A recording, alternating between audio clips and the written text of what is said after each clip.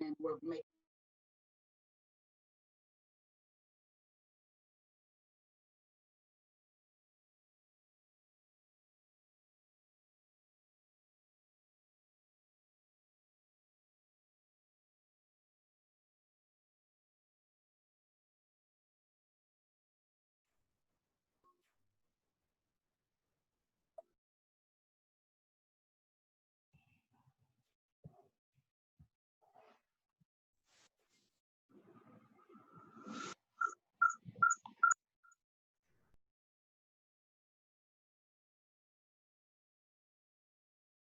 Morning.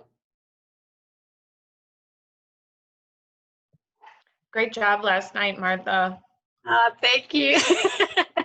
Great job. Great job. You know, when I start talking, I just keep saying nonsense things. I don't know.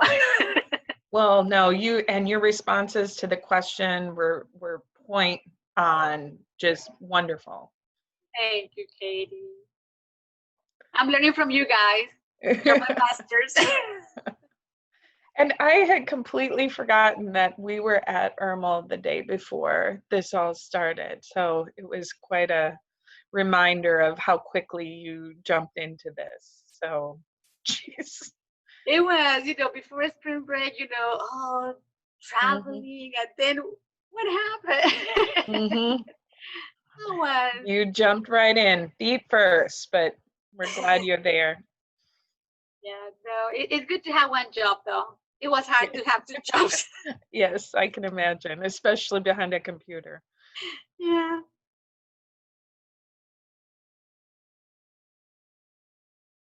So, Adrian, am I sharing my PowerPoint? Yes. Okay. But I'm not going to do it yet until. If you can make me a co-host, I can help you out with microphones and stuff. I think Shalia is already co-host. Okay, great. Yeah.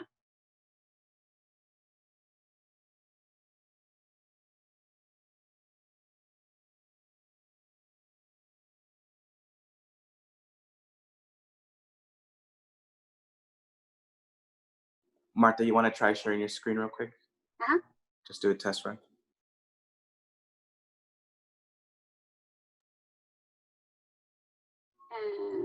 Here it is. All right, perfect. Thank you.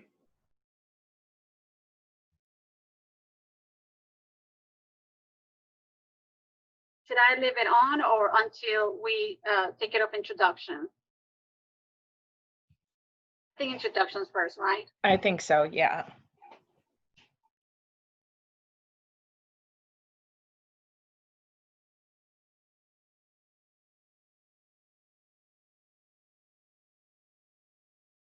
So until what time were you meeting last night? Oh my gosh, those are long meetings. I was so hungry. They've been longer than that, but yeah, it wasn't too much after that. Was it? Okay.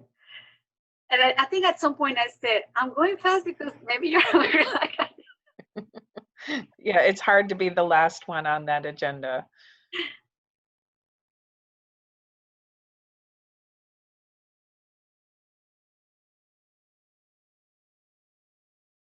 It was 9:59.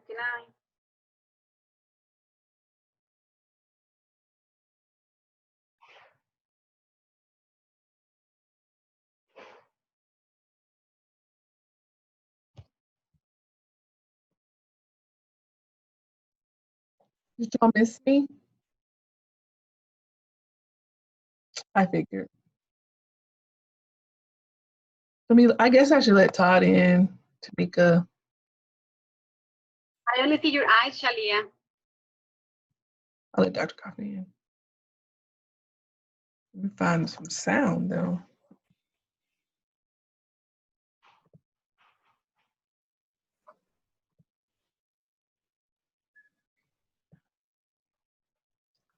All right, y'all can hear me now? Yes. Yes. Yes. Okay, good morning. By the way, we have quite a few people in the waiting room, including Dr. Garcia. I think she's the only board member that signed up for this one. Let me see. In same order, I same. see our good friend Steve Moore is here. Adrian, And send me the slide deck again? There's only 10 kind of hanging out. Okay. Are y'all talking? Yes. Why can't I hear y'all? Oh, Shalia, we need you to work today. Hey. Can you hear us now? Yeah, I have 2 computers now. Dominic is trying to help me out. Listen, these communication, this is crazy. I Is know. everybody on for who's presenting to make, okay, we have everybody, okay. We're doing the same presentation that we did last time. The chat window is open. Again, these are community leaders. Martha's gonna start by introducing herself to the group. Since this is her meeting, these are her community leaders. Then Dr. Goffney, you'll just kick us off and then we'll go through our pieces.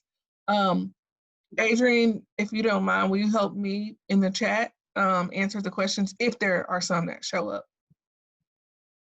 Was that a thumbs up? All right. Y'all good? We missing somebody? Javier. Where's Javier? Oh, he's not, is he speaking? I don't think he is. I Katie, got him. text I got him. I got him. Someone from Harris County is here. I'm not sure. I just let Javier in. Yeah, it looks to be like a small group.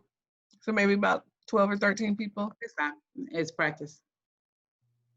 Yeah, but these are some pretty powerful people, so we'll see what happens. Candace Houston as well, so we know. Smile. Yeah, it's great. I'm about to admit everyone.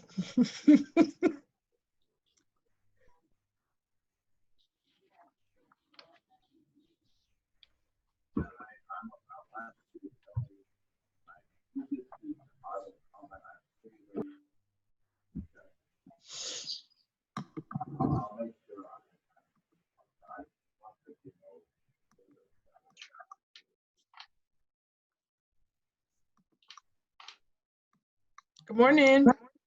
Good morning. Hey, Quincy, how are you? Good morning. Good morning, Dr. Garcia. Good morning. First and Morning, last. everyone. Who else do I see?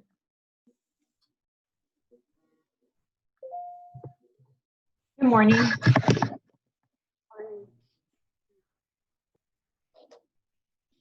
All right, Martha.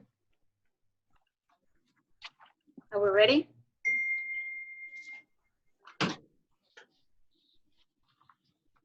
Okay.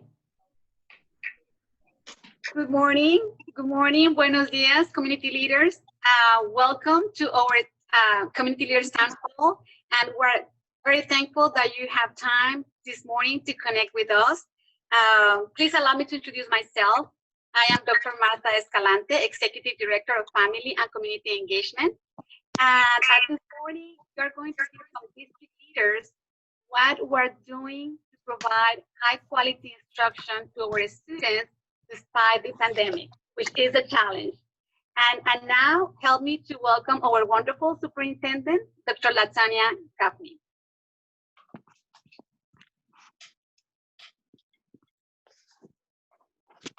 Dr. Gaffney? Who's gonna share the? I will share the PowerPoint. Yes. Here it is, Dr. Gaffney. Can you see the slide?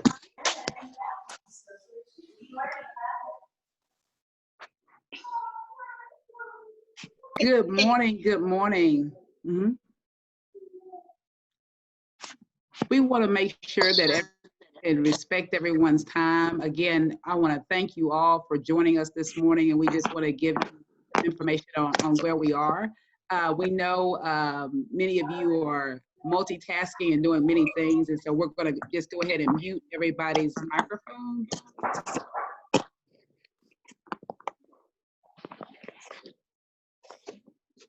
But again,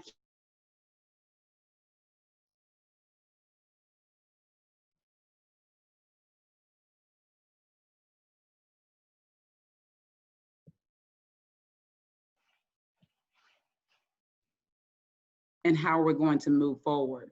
You know, March 6th changed everything. And I remember March 6th for Aldine ISD because it was the day that we celebrated our Teachers of the Year. And we had a great time. It was also the Friday before spring break. and we were looking forward to spring break. It wasn't the first time we'd heard of COVID-19. I think at the time everyone was calling it the coronavirus. And I remember late February when the Houston Chronicle called our communications department and asked about what we were going to do in preparation. And our health services department came together and said, hey, we want to make sure that everyone washes their hands. And we sent out details about washing your hands for 20 seconds and singing the happy birthday song. And we met with our team to see, we were looking at what was happening across the world in Italy and China and other places, and thinking about, could that possibly happen here? But it wasn't until March 6th when it became real. We actually received a phone call at around 2 o'clock. And remember, we were basically looking to see who had elevated fevers, and we had an elevated fever on one of our campuses.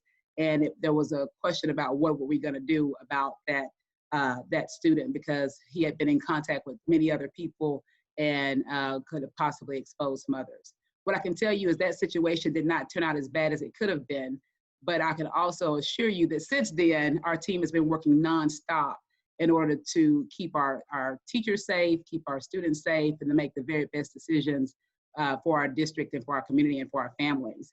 As you all know, we did not go back to school after March 6th because the conditions didn't warrant it. And so we immediately stood up a task force, and our teaching and learning department did an incredible job of standing up an at-home learning site, which was probably one of the first in the state.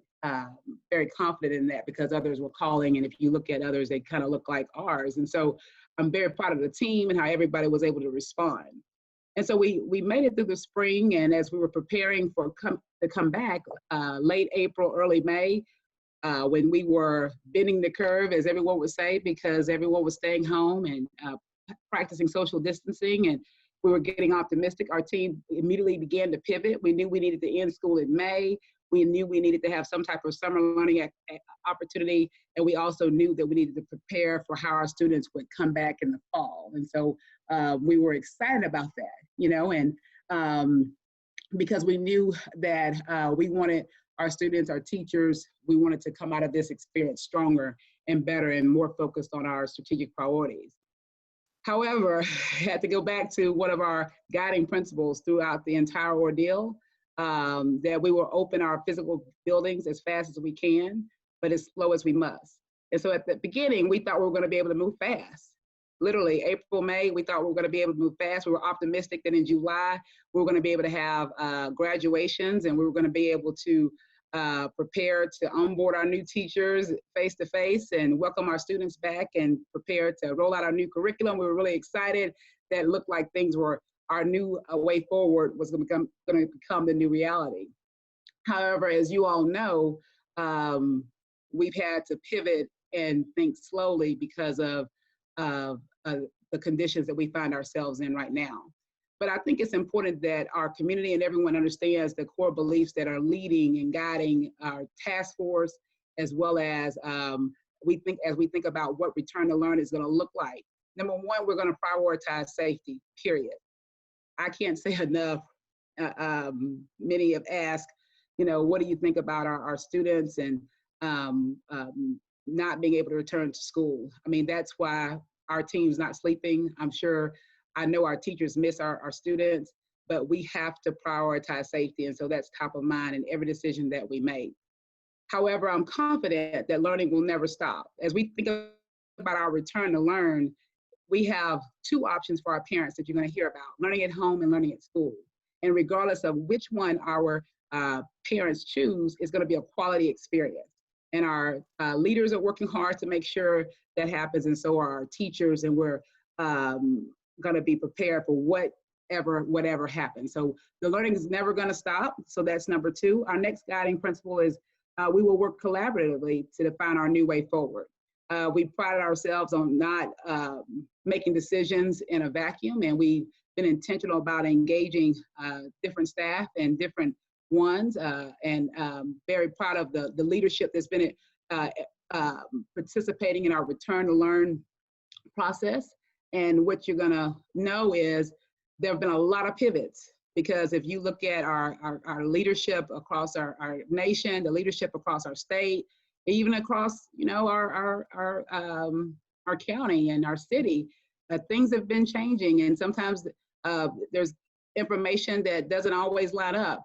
But what we've been focused on is what's good for Aldine, and what's good for Aldine may not be good for a district in East Texas or South Texas, or it may not even be good for another district in the Houston area, but it's what's good for Aldine, and that's what we've been focused on. We're engaging the people of our community and making decisions based on the families and our families' experiences in our community. In addition, in the wake of everything that's happened this summer, we have been focused on aligning our decisions with our strategic priorities. We launched a new way forward, which was a bold plan to improve student achievement, address school culture, hire and empower effective leaders, and improve our organizational practices and engage our community and our parents and increase our communication. Those priorities haven't changed. They're still our primary focus. And in the wake of the pandemics that we've experienced, it's even more important that we are prepared to teach our students in a new way, and our teachers have the tools in which they need in order to be successful. So what you're going to hear about are basically 4 or 5 different items that are top of mind. Next. You're going to hear about the instructional models from our Chief Academic Officer. You're going to hear about what the registration processes look like, some of our health and safety initiatives in preparation for what face-to-face could look like, communications, where you can go to for information and how you can get us information, and how we've been responding to different inputs for information. And of course, this is a small enough group that we will have a Q&A. We ask that you put your questions in the chat. And what I can tell you is, because everything is so changing and is always changing and is so fluid, we may not know every answer, but we assure you that we're going to work hard to address whatever questions you have. We can't address every different what-if situation as it pertains to different entities, but what we can think about is what is in the best interest of our teachers, our students, our staff, our families, and of course, our community. So thank you all for being here. At this time, I'm going to turn it over to our Chief Academic Officer, Dr. Todd Davis. Good morning, everyone, and thank you for joining us today. I'm really excited to share with you our 2 instructional models that have been designed for our students this year. As Dr. Goffney said, we are prioritizing safety, and to that end, we have decided that the first 3 weeks of school, all of our students will be learning virtually. So I'll focus primarily on the virtual aspect of our learning models, but I will certainly touch base on both the in-person and the virtual models that have been designed for our students. As we were designing our models for entry into this school year, we reflected on our work when the pandemic started, and that was an immediate response to provide learning opportunities for our students. And we got feedback from our students, our teachers, our parents, and with our priority that learning is and must continue. Learning is every day and it must continue.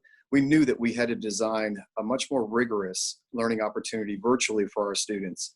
And to ensure that learning is happening every day, we needed to make sure that our teachers have quality content and quality instruction every day, that students are provided feedback daily, and that we are monitoring closely student progress and providing the assistance needed when students are struggling. So I'll get deeper into those aspects of our learning models, but one thing to start is to see what the similarities are between our in-person and virtual model, because we do hope at some point that the conditions will allow us to have students back on campus and learning with face-to-face instruction. So first of all, the commonality between the 2 models is, number one, that curriculum and instruction will continue the same in both models. We have a very well-articulated curriculum at Aldine and an assessment schedule that corresponds to our curriculum. That will continue. Our pacing guides, our scope and sequence, and our expectations for curriculum delivery does not change in either model. Our grading guidelines and policies, it's important to know that that will not change either, that our students must follow, must complete all of their work as designed by their teachers at the standards outlined by their teachers in order to pass, be promoted, gain their credits, and ultimately graduate. Other expectations are processes and procedures for our English learners, that will remain in place. Support structures will remain in place in both models for our English language learners, as well as our 504 and special education services. That will not continue. As services, personnel, instructional support, as that is designed in a student's instructional plan, that will be provided in both environments. And then of course, we need to make sure, primarily in the virtual environment, that we are following all guidelines for student privacy, that we will not provide content that does not protect, or provide content or a platform that does not provide utmost privacy and security for our students. The next slide. So let's look at some of the details. This is going to be a broad overview of our instructional model, but we'll go back, we'll look at some of the details of our plan. And I'm going to focus on the teacher responsibilities and how that changes as we move into this school year. First of all, for the on-campus teachers, of course, they will continue to provide in-class instruction as we have always done in a traditional setting. However, it's important that we must be able to pivot from in-class instruction to virtual at any given moment. So to that, our teachers are going to be asked to continue to maintain online content and assessments in our learning management system, which is called Schoology. And we will be asking that our teachers in class continue to assess our students online, but provide weekly feedback online to the students, even though that they're in class with them. And by having this blended model of learning on campus, this allows our teachers and students to be prepared for a quick transition to the virtual world if that's necessary. Now, let's look at how the changes have been designed for virtual. Going back to the slide previous, and one more back. You get a little prelude to my presentation. So first of all, and I'll go quickly here, our teachers virtually, they will be required to have daily instruction. They will build daily Schoology courses. They will be video recording themselves daily and providing not only that broadcast or video recording of instruction, but also assignments and corresponding support within the learning management system Schoology every day. They will be required in their daily schedule to provide small group instruction every day to students who are struggling, and that is face-to-face live instruction. In addition to that, they'll have a minimum of two 60-minute periods of office hours every day that our teachers will be available to support individual students and individual parents if they need that extra time, that extra kind of just a push or reassurance that they're doing the right thing in the virtual environment. Now, the next slide talks about feedback. And again, I've stressed that, I think I've said that a few times, that is a top priority in our plans, that we know that that learning doesn't happen if feedback isn't provided to our students every single day. And so that is always an ongoing expectation for our on-campus teachers. The learning at home side, that is also important. And again, as I've noted, that daily feedback through Schoology, through the lessons and activities, through small group instruction and the office hours is essential for success for our students at home. And finally, it's important to note on the next slide that our requirements for instructional minutes, that doesn't change on the learning on campus side, but it looks a little differently on the learning at home. We ensure that our students are engaged through designing content and assignments that mirror a normal day of instruction in terms of expectations for time engagement in the work. And then it is also important to know that our students will be recorded, their attendance will be recorded every day, that they must log in. And there are 3 attendance markers that the state has outlined in the asynchronous plan that means that our students must have progress every day, or they must interact with the teacher every day or turn in an assignment every day. And if one of these 3 things happens, that our teachers can then mark our students present. Now, our plan is an asynchronous plan. That means that majority of the work students will be doing, it's self-paced work, that the content and the recordings will be loaded, that they can load it into the system and they can access at any time throughout the day. And they're with a small dose of face-to-face instruction through the office hours and the small group instruction. So again, thank you for giving us an opportunity to share our instructional plans. Good morning. I'm going to share with you just a little bit of information about our registration process. So as Dr. Davis mentioned, there are two learning models for parents to choose for their students, that either being learning at home or learning on campus.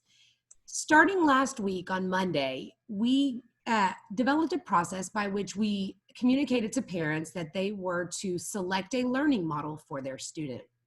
So they had this past week, Monday through Sunday, to not only select a learning model for their student, but we also gathered other important information from the parent, whether if they chose to learn on campus, did they need transportation? If they chose the learning at home model for their students, did they have a device or did they need a device?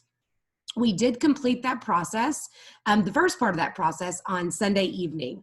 We are pleased to report at this time that we have just over 50,000 responses, and that equates to about 75% of our students who have completed the form.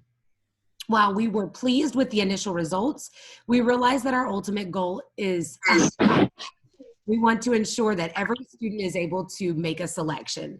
So this week we have that are reaching out to our parents that have not completed the form for their children to ensure that they are able to complete this form. Once we finish the verification process, we'll take this information and begin to define the teacher schedules that Dr. Davis has, as well as student schedules to begin sharing with. Stop. And good morning again. I'm going to ask you if we can be sure that we're on mute, if we have our microphones on mute, so that way we can hear the presentation. Thank you for helping with that. I'm sorry, Ms. Rodriguez. That's okay. The last thing that I want to share with you before we move to our next presenter is that currently we are sitting at about a little over 70% of our parents have selected the learning at home model for their students, and a little under 30% have selected the on-campus model. So we are using these numbers to work behind the scenes to ensure that students are enrolled in the selection that they've chosen.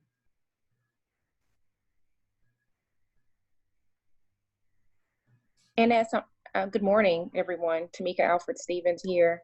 And as my colleagues have shared, as while we are focused on ensuring that we are providing the best instructional models for our students, we know that health and safety continues to be of utmost importance.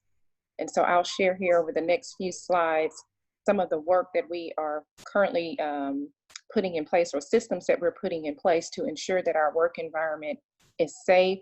And as we transition back into the workplace and prepare to welcome students at a later point this school year, we will have all of the necessary systems and processes in place to transition safely. Personal protective equipment, I'm sure you all have heard PPE. That phrase or acronym is an active part of everyone's vocabulary these days. And so we will be providing campuses with face coverings, gloves, sanitizer, and disinfectant as a part of a small inventory, mini inventory on their campus to be able to meet their immediate needs. In addition to that, we will be asking or requiring face coverings in order to enter all of our facilities. That is currently in place at this time. You will also note that, or please note that there's signage that's being added to each of our different facilities, so that there is a focus on, hand washing and reminding one another to make certain that we are practicing good health and safety hygiene in the workplace and at our instructional facilities. So that's just one of the signs that is around our facilities at this time. If you'll transition to the next slide, also just want to highlight here some other signage that's going to be throughout all of our facilities. Again, encouraging social distancing, different protocol are being established and put in place to ensure that all of our classrooms, if there are, desks in a classroom, that they're 6 feet apart. So having to make those necessary adjustments from a classroom perspective, and also from a non-classroom perspective. There are many of us have been working remotely as well as on site, and making certain that we are practicing social distancing and keeping ourselves safe around one another remains of utmost importance. So ensuring that we have the systems in place to be able to monitor the process and remind staff of the importance of, if you're feeling sick, to please stay at home. There's no communal eating at this time, no shared spaces. If you are entering the building, as I've already said, you need to make sure you have your face covering on and whatnot. And then as I transition to the next slide here, again, just some of the changes or enhancements we have input into our current system. We are currently using an EPA improved disinfectant in order to clean our facilities, all of our facilities and campuses. We've also purchased these disinfectant misters, and each facility has one, and it allows us to clean a large space, open space, if you will, with more speed. Instead of mopping everything or wiping everything down, the misters cover a greater span of space in a shorter period of time. As I've already indicated, social distancing and making certain that we're following those CDC guidelines and recommendations to the degree that we can. That's why we have the face coverings and the signage to remind staff. You'll see the picture over to the right there. That is actually the Donaldson Administration Building, where we have installed a plexiglass or sneeze guard. It's what some call it, but it's basically a shield to protect our staff that are sitting and greeting our guests that are our visitors that are coming into the building. And also, if you'll see right there to the left, if you can see the picture, there's an actual sanitation station there as well. Each campus will have at least one sanitation station in the office area, and then there will be other sanitation stations throughout the building. Moving forward here also, Dawn hinted on this a little bit as we talked about the student commitment forms and the importance of our families committing to a learning model. We know that technology continues to be top of mind and an important area that we need to address.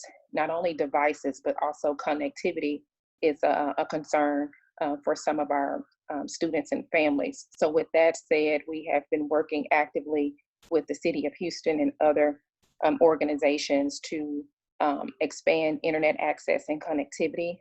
Many of you may have heard about the partnerships that that are available, or the internet options that are available at no cost or low cost from Comcast, Xfinity, and others. A lot of information was pushed out earlier during the spring, and it's also available on our website about internet providers that are providing low cost connectivity options for our families. As we think about transportation and what that will look like, students that choose to ride the bus to school will be required to have a face covering on. In addition to that, they will be sanitizing their hands upon entering the buses. Each bus will be equipped with what I call a little mini sanitation station, so that as students enter the bus, they'll be able to sanitize their hands. We are still looking at the best model of implementation as it relates to social distancing on school buses. So what that could look like is one student per seat. Again, the student commitment forms are going to help us drive and make those decisions going forward. As Dawn already shared, the window for student commitments closed out here earlier this week, but we know that our campuses are actively working to reach out to those families that perhaps did not complete the commitment form, so that we can capture their response, so that we're using good data to make great decisions. And as we think about child nutrition and our curbside meal distribution process, which was proven to be effective, I'm proud to say that we were able to continue to serve our students and families during this time. And as we think about the upcoming school year and starting the first couple of weeks still in a remote setting, we're going to continue to offer curbside meal distribution. We're looking at different options to offer it across multiple locations and different times. So again, those discussions are still underway, and active conversations are being had in response to new guidelines that are coming down the pipeline on a daily basis. And just as a point of reference for a visual, I already mentioned what transportation could look like if we are seating one student per seat. And so some of the recommendations that have come down the pipeline have been that we should consider using hand sanitizer when entering buses, which I've also already noted that we will be doing, and when possible to let the windows down and allow some circulation on the bus. And so we'll do that to the degree that we can. We recognize Houston it can get pretty humid and hot, and so we want our students to, while we want them to be cool and comfortable, we want them to be safe as well. and also, guidelines such as encouraging families to provide their own students transportation when possible. So again, these are just conversations that we are continuously having as we make decisions with the best data that we have available at this time. And as far as how we are addressing the mitigation strategies for reducing spread in our schools and in our community, please know that we have consulted with many people, including our health services department and our county health department experts, to ensure the safety of our staff and students. As you have heard, our traditional in-person instruction will not begin until after the 3-week period. In the meantime, we are ensuring that there are safety protocols in place for our staff that are on campuses that are engaging in essential tasks. Face coverings are required for all staff on campuses and for students 10 years of age or older. We are following CDC recommendations as well as those coming from our Texas Education Agency. Several mitigation strategies that we are implementing to reduce the spread include daily employee self-screenings prior to entering a building. Once students are coming back to those buildings, there will be student pre-screenings with the assistance, as you can imagine, of our parents and our families. We, as you heard from Dr. Alfred Stevens, enhance cleaning and disinfecting along with the tools needed to do that. Physical distancing in classroom and common areas, and frequent hygiene and limiting access. I want to, before we move on, please know that every campus, every school has mobilized a redesign team. This team is a cross-functional group of staff members that are reviewing the classrooms and shared spaces of each part of that building. Each of our schools are vastly different in not only the number of spaces in classrooms, but how much capacity is each in those areas. And so these redesign teams are working with the operations department to analyze how they will be addressing arrival, cafeteria, transitions, and dismissal practices that will ensure the safety of our students. If you could move on, please. As far as the response and planning for incidents that occur on our campuses or in our facilities, we have an incident reporting protocol for those staff that are have reported either close contact, symptomatic, or verified positive tests. And if the district is notified that a student or employee has a COVID-19 test, we do engage in contact tracing to notify who other close contacts are for possible quarantine or isolation.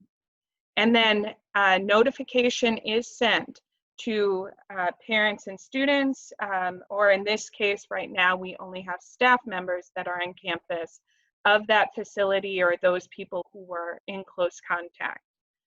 We recognize the fact that when we return to on-campus learning, that it will look different as we look to limit interactions, movement, and ensure that there are processes in place for our staff and our students to be healthy and safe.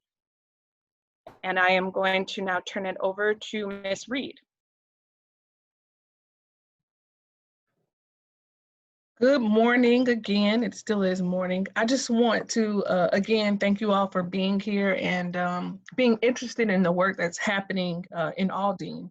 What we know is that the work that you do in your jobs and your organizations will really be or has been impacted by what our school district is doing. And so one of the first things we set out to do, as Dr. Goffney mentioned, is ensure that we had stakeholder feedback. So we have, throughout the entire process, used the voice of students, the voice of parents, the voice of teachers, the voice of principals to help us plan for next steps for us to be able to pivot and for us to be able to maybe forecast what's coming down the pipeline. Our board of trustees approved our academic calendar in February. And in that academic calendar, we worked hard to ensure that we were not only setting out to meet our goals, but also to build in breaks to ensure that we had a connection to professional development that was needed. And so the academic calendar that you see in front of you is just that. I believe it was in May or June, many districts around us started having conversations about changing their academic calendar. I believe there were conversations about moving the dates forward to start sooner. There were other groups talking about adding in additional days throughout the year to mitigate the need for days off should there be a COVID breakout. But we held firm and talked very, very long and deep about what we thought we needed to do for Aldine. And we ultimately landed on the fact that we would keep our calendar. And so the academic calendar that we presented in February is what is still guiding the upcoming year. The first day of instruction is scheduled for August 17th. You may have heard that the TEA recently issued guidance that allowed districts to have up to 8 weeks with some board approval to go virtually. Last week, our superintendent recognized and looked at the health conditions. We're monitoring CDC guidelines. We're talking to the city and the county, and we determined that on August 17th, the safest place for our students and our staff is actually at home. So the first 3 weeks of our school year will be held virtually. Regardless of the model that Dawn mentioned, parents, families, and students will begin school on August 17th. The way I think about it is that when I was planning to go back to school, the first day I laid out my outfits, my mom either made our lunch or we looked to see what was being offered that day, and we started for the school year, and the bus came and you hopped on. We still want that same excitement around the first day. We just want students to move from their bed to their home classroom. We also announced that teachers could have the option of either working from home, teaching virtually with some guidelines, or choosing to be in their classroom. And so although this is our academic calendar and we've announced those 3 weeks, as you know, things are changing very quickly. Just yesterday, the Harris County Health Department issued guidance and suggestions about staying out of a school building until October. We have not made any changes or made a decision related to how we will move forward, but know that that's something that our reentry plan and leadership team is reviewing. And as things change, we'll continue to reflect, and I think Dr. Goffney said it best, make the best decision that is for Aldine ISD. Next slide, please.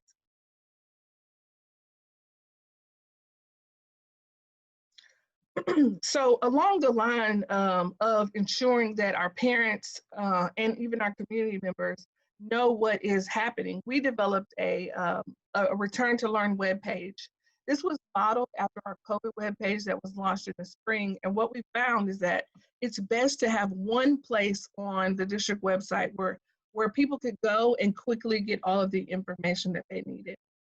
And so this Return to Learn website webpage, if you go to our homepage, Aldine ISD, you'll see Return to Learn. Once you click on it, that is the hub of all things related to how Aldine ISD is returning to learn.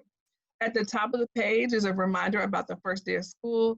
We outline our core beliefs so everyone understands where we are starting from. We again showcase the learning models and then have a list of FAQs. And so I noticed that many of you have questions in the chat. We'll answer those, but know that when we have town halls like this, we've had town halls with parents, we'll have town halls with teachers. We are taking some of these questions that continue to come up and we're placing them in the FAQs with answers because we know that if 1 or 2 people have the question, many others are thinking the same thing. We go to the next slide. As I mentioned, the frequently asked questions answer instruction. We go into detail about the learning models, health and safety. Dr. Alfred Stevens and Katie Rohde really laid out our plan and some of the parameters, but we know that there are detailed questions. Specifically, I have a pre-kindergarten student. My student is a pre-K student. Will he or she need to wear a mask? And so we'll get into those details. For the record, our hope is that what we have asked is that everyone who enters our building will wear a face covering, whether that is a mask, that goes around your ears, or whether that's a face shield, depends on the need. We know that it's going to be difficult to get a pre-kindergartner to wear a mask all day, but we also know that that is one of the CDC requested guidelines and best ways to keep yourself healthy. So the questions about health and safety are there. We talk in detail. Sylvia, we missed like the last 10 seconds. You froze. Okay, so can you go over, restate that about the mask? Thank you. Mm-hmm. So as I mentioned, we will, we know we've asked everyone who is entering our buildings to wear a mask. We understand that it will be difficult to possibly get a pre-kindergarten student to wear a mask every day, all day long, but we understand that that is one of the safety guidelines for everyone is safe. What we know is that someone may decide to wear a mask, others may select and choose to wear a face shield that comes down and is clear.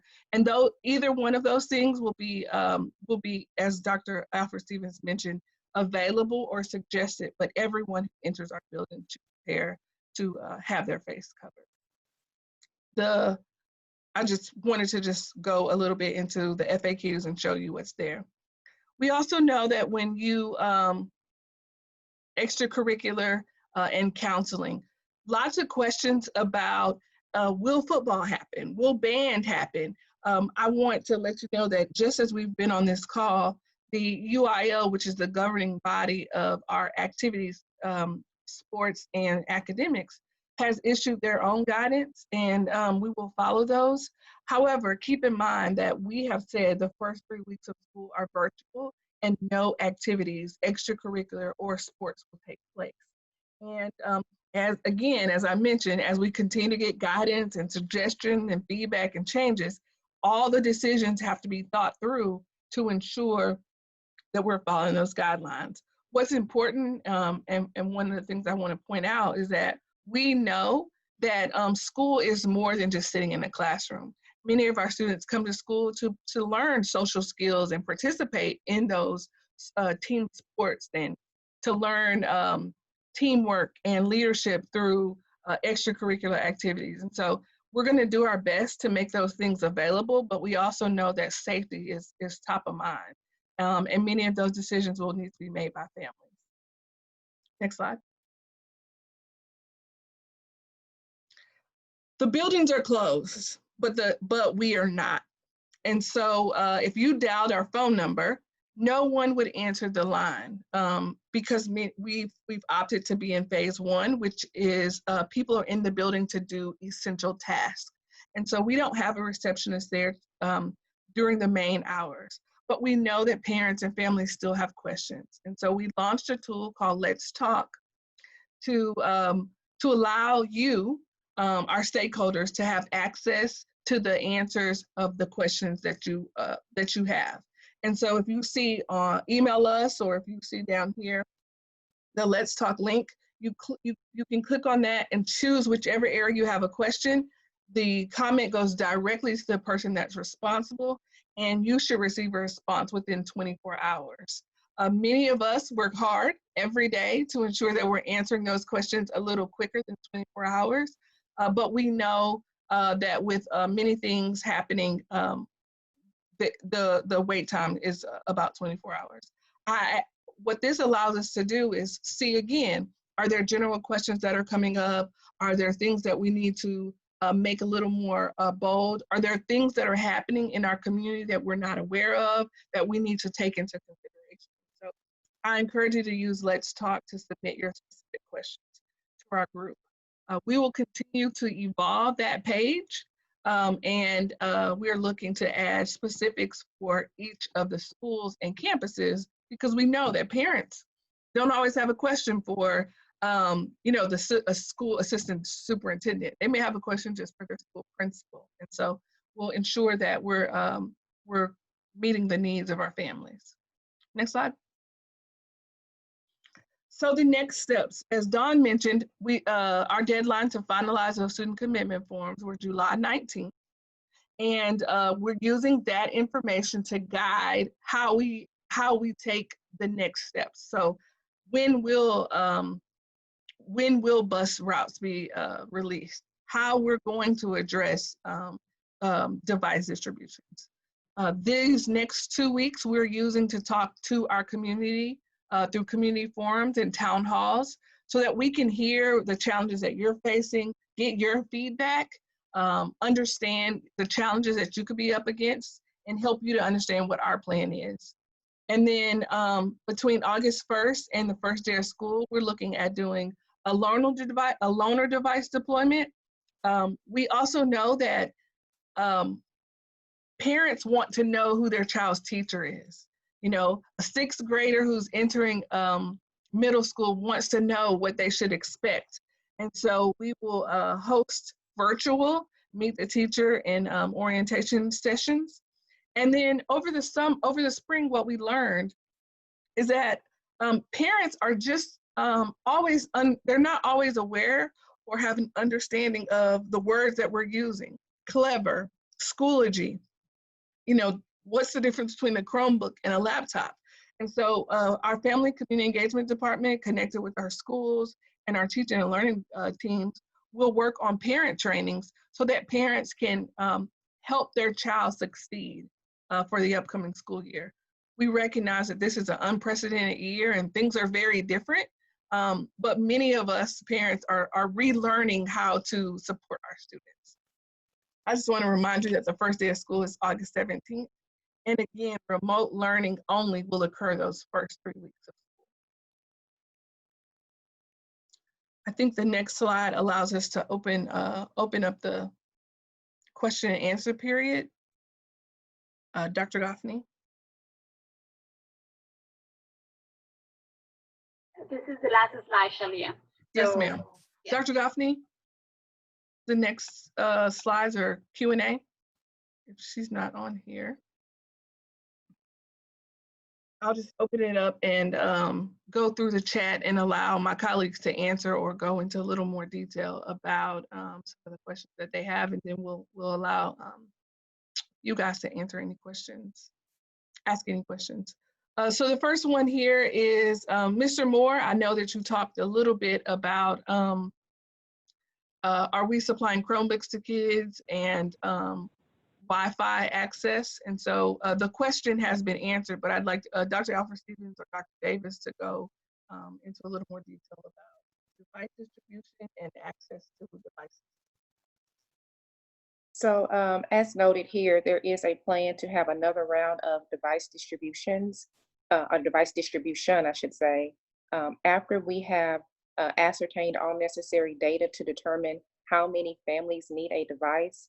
We will then begin a similar process that was put in place this summer when we were giving out, prior to this summer, I should say, when we were giving out devices to complete the spring semester, as well as prepare students for the summer learning experience. Our goal is to have a phased-in approach to one-to-one devices.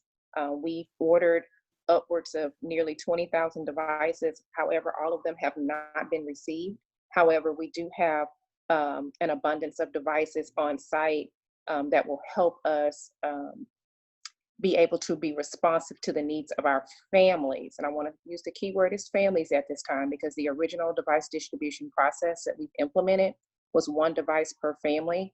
And we recognize that there are families that have more than one student within the household. And so as we look at the numbers and then determine if our demand is exceeding our supply, we will determine how we will prioritize ensuring that each family has a device. We anticipate that we will still be able to provide each family with a device, but knowing that as more devices come into the system, the orders that we placed back in early spring or late spring, I should say, as we receive those, we will have another round of distribution to make certain we're meeting the needs of our families. As it relates to hotspots, very difficult to come by. We have distributed nearly 4,000 hotspots, and we do not have any additional hotspots on site at this time. So again, we are waiting to receive additional hotspots. So be mindful that our campuses are Wi-Fi accessible. We have even extended the capacity of the Wi-Fi output.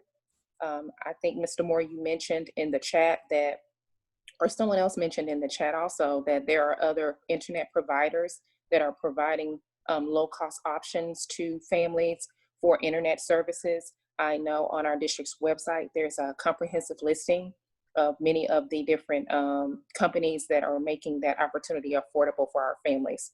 So again, we recognize that device distribution is of utmost importance in making certain that our students have the tools that they need, but the focus will be ensuring that each family has a device, and then as more devices come in, we will distribute them at that time.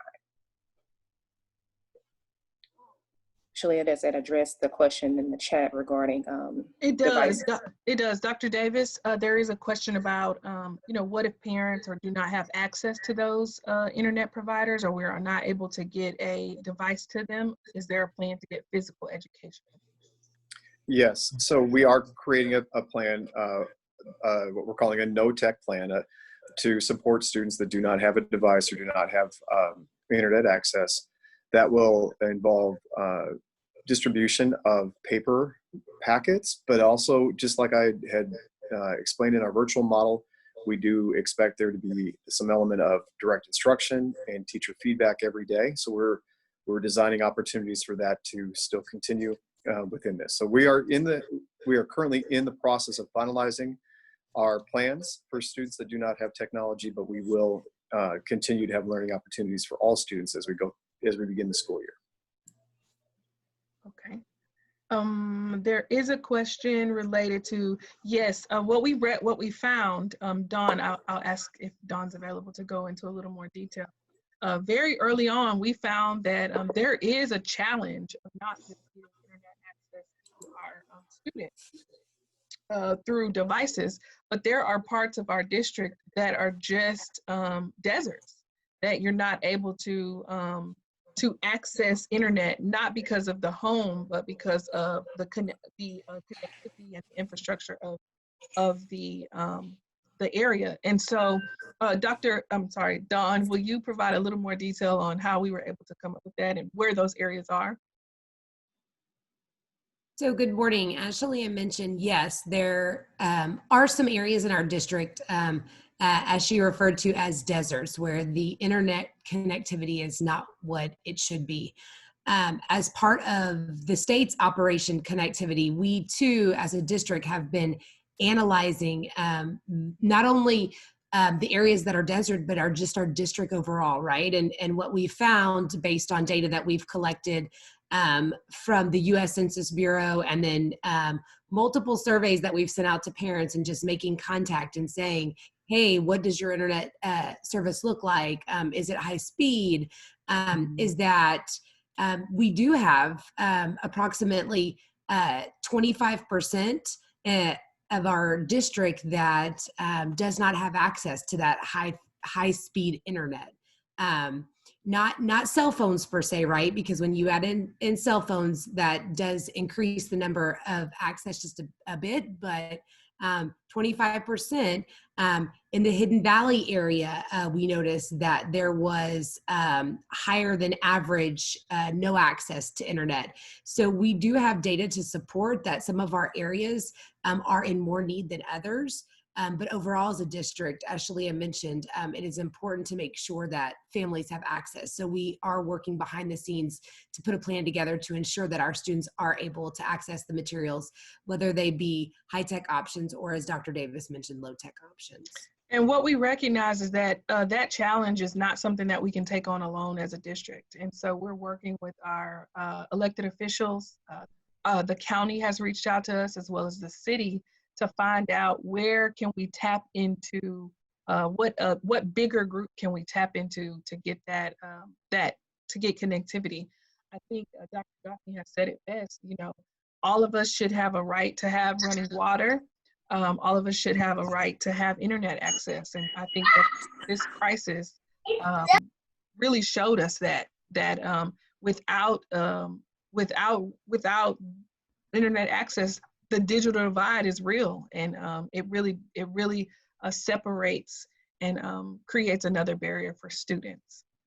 The last question here that I'll address, or two questions, is yes, virtual learning can be accessed through the phone, but what we recognize and know is that there's nothing like sitting at a device and being devoted to just doing your schoolwork. And so that supports that. And then the one thing that I think is important to recognize, we talk a lot about students, we talk a lot about families, but we also know that we also have to support teachers, and there will be teachers who get a common cold, or teachers who need to be out because of leave. And although you're working virtually, your schedule still, your daily life continues. And so there is a need for substitutes. And I'll ask Dr. Villarreal to address how we are looking at supporting our teachers. Yes, good morning, everyone. Thank you, Ms. Reed. So in terms of for when our teachers may have to be out and so forth, we have started working on contacting current substitutes to make sure that they're still on board and want to continue to substitute for us. We've also made an announcement last week to all of our campuses that they will be getting a dedicated sub through September 30th that would start on August the 6th with the start of teachers, so that they are able to get trained and assist virtually and so forth as we return to learn, because we felt it was extremely important to have that consistency or the continuity of someone who actually understands the remote learning or the virtual learning. And so we provided that to our campuses. Our larger campuses that have over 1,100 students will actually receive 2 dedicated subs. And so we've already started that work with our principals and identifying those individuals and contacting them. And so they should be on board in the near future. And if anyone is interested in substituting, or if anyone knows of anyone, if they can please go to our website and complete the application. You just click on the substitute link and you are able to apply, and we're processing those as fast as we can, because we do need the assistance. So I know that our call was scheduled from 10 to 11, and several of you still have questions, but I do want to turn it over to Dr. Goffney to make sure that there's some housekeeping, and we'll continue to answer those questions in the chat. I encourage you to utilize Let's Talk to ask us questions, so that we can get those to you, and so that you can be a resource for us and share that with your network of influence. We want to say thank you to all of you who have logged in to find out more about Aldine's Return to Learn plan. We appreciate your time, and certainly I hope you will join me in appreciating the leadership in Aldine ISD. We have one of our school board members who's present. We have Dr. Viola Garcia. Dr. Garcia, if you'll say something so everyone can see you. I want to reiterate and just thank everyone on the call for their participation, their support, their help in getting us all back to school. Thank you. And thank you, Dr. Garcia. I know you're very, very busy with your leadership across our nation, and we appreciate you for always putting Aldine first. So thank you. Also, our new Executive Director of Family and Community Engagement. This has been a great first community meeting. We know we engage our community for other reasons, but the intentionality that you've already brought to the position is greatly appreciated. So please, let's give her a virtual hand clap for pulling this together. We knew it would be a smaller group, but it's something that we're going to grow in order to get information out. And so thank you. And again, I hope that you saw ways in which you can ask questions. We assure you, I think right now, communications, our goal is to respond within 24 hours, and we are in compliance. It's actually interesting. Most of the questions are similar, but then we get some great ideas as well. So we certainly want you to continue to share and continue to support and get the word out. And please, please, we recognize that COVID-19 is not an Aldine problem. It's not a Houston problem. It's not a Texas problem. It's not even a US problem. This is a global pandemic. And so in order to be able to move forward in the safest way possible, it's going to take all of our community partners working together. And so I certainly appreciate your time. I appreciate your thoughts and prayers, because these are uncertain, uncharted times, but I know that together we can and together we will. So thank you all for your time today.